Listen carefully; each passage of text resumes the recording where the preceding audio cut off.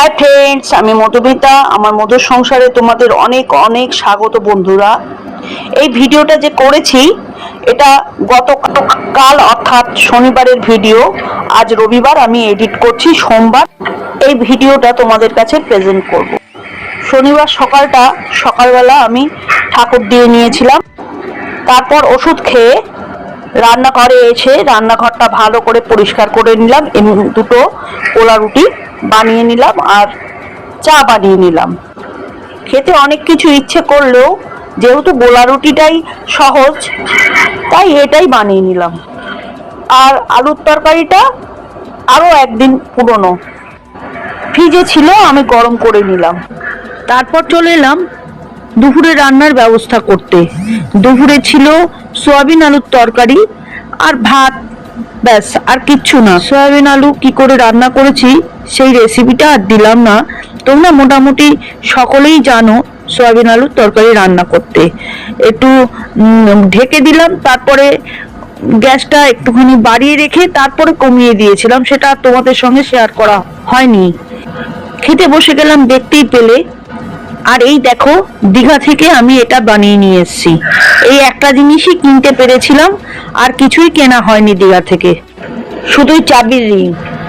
আমি দীঘা থেকে বাড়ি আসার পর কতগুলো পিক তুলেছিলাম। আমি ফটো তুলতে গিয়েছিলাম আর কি স্টুডিওতে। সেই দিন আমি কতগুলো ছবি তুলেছিলাম, যেগুলো তোমাদের সঙ্গে আমি শেয়ার করে দিলাম। স্টুডিও থেকে ছবি এখনো আনা হয়নি, তাই তোমাদের সঙ্গে আমি শেয়ার করতে পারলাম না। দেখি 1-2 দিনের মধ্যে নিয়ে আসবো। আর এটা হলো রবিবারের ভিডিও। রবিবার দিন চা করে নিলাম, আর রুটি ছিল কটা, রুটিগুলো ভেজে আর ডিম ভাজা দিয়ে খেয়ে নিলাম। মানুষের স্বভাব মানুষের শরীরের সঙ্গে সঙ্গে কিভাবে বদলে যায় দেখো। আর এখানে দেখো আমার কি অবস্থা। আমার কাজ করতে বেশি সময় লাগে না, 10-15 মিনিট লেগেছে, তাতেই আমার অবস্থা এইরকম। তারপর চান করে ঠাকুর দিয়ে নিলাম। কেন বললাম ওই রকম কথা, তাহলে বলি শোনো। আগে লিকার চা দেখলেই মুখ বেঁকাতাম, আর এখন লিকার চাই করে দিচ্ছি নিজের জন্য। তারপর আমি চলে গেলাম বোনের বাড়ি। একটা রিক্সা পেলাম কোনো রকমে। রিক্সাগুলো না যেতেই চায় না, খুব কষ্ট হয়। আসলে দাদা থাকলে তো আর রিক্সার যাওয়ার প্রয়োজন হতো না। একটা রিক্সায় টানায় চলে এসেছি। 100 টাকা নিল। বোনের বাড়ি চলে এলাম। বোনের ছেলে আমাকে দরজা খুলে দিল, আমি ঢুকে পড়লাম। আর বোনের ঠাকুর ঘরটা তোমাদের সঙ্গে একটু দেখিয়ে দিলাম। আবার সিঁড়ি ভাঙা অঙ্ক। বোনের সিঁড়িটা একটু ভালো, এই যা। আসলে বোন বিরিয়ানি রান্না করেছিল, তাই জন্য আমাকে বলল যে আয় বিরিয়ানি খাবি। আমি অমনি সেজে গুজে রেডি হয়ে গেলাম। বাবা, রান্নাটা তো আর করতে হবে না আজকে, এইরকম একটা ভাব আর কি। যাই হোক, বিরিয়ানি আর মাংস দিয়ে দিল, আর আমি খেয়ে দিলাম। খাওয়াটা তোমাদের সঙ্গে শেয়ার করিনি। এরপর ঠিক হলো ছোট মাসির বাড়ি যাওয়া হবে। ছোট মাসি ফোন করেছিল বোনকে, বলল চলে আয়। তাই আমরাও অমনি চলে গেলাম। আমাকে বোন আম আর বিরিয়ানি একটুখানি দিয়ে দিল, যাতে রাতে খেতে পারি, একটা টিফিন বক্স করে। এখানে বাচ্চাগুলো কিচিরমিচির করে খেলা করছে।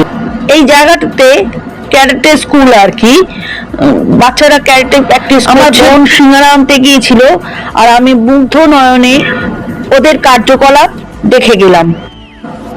কিন্তু সেই ভিডিওটা তো আর করিনি, একটুখানি তোমাদের দেখানোর জন্য একটু তুলেছিলাম শেষের দিকে।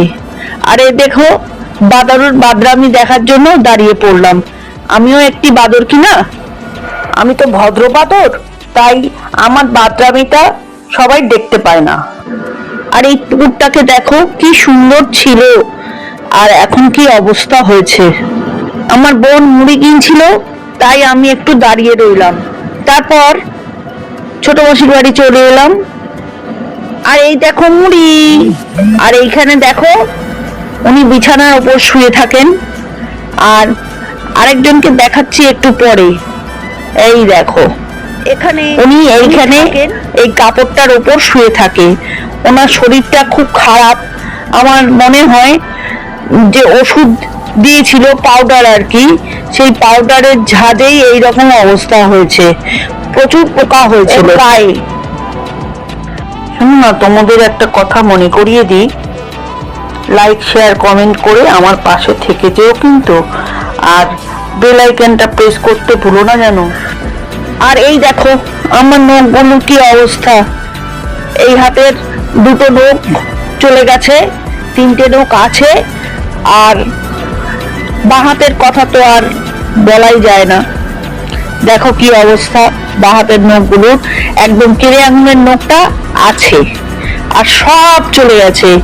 বাসন মাজলে, রান্না করলে কি আর এই সমস্ত জিনিস থাকে? আমাদের মতন মহিলা এসব করা মানে টাকা নষ্ট। তারপর চলে এসেছিলাম বাড়ি, আর কিছু শেয়ার করতে পারিনি। এখন মশারি টানিয়ে নিলাম, এসিটা চালিয়ে নিয়ে এডিট করতে বসলাম।